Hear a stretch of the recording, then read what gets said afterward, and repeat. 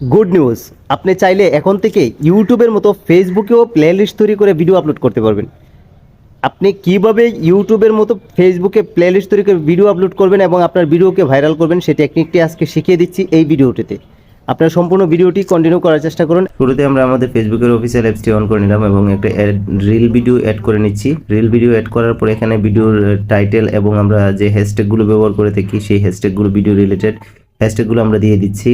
এখানে খেয়াল রাখতে হবে, এখানে এই যে পাবলিক, এই পাবলিকটা যেন অবশ্যই থাকে, ইনেবল রিমিক্স এটা যেন অন করা থাকে এবং বুস্ট রিলটা, এটা ফ্রি বুস্ট অবশ্যই আপনারা অন করে দিবেন।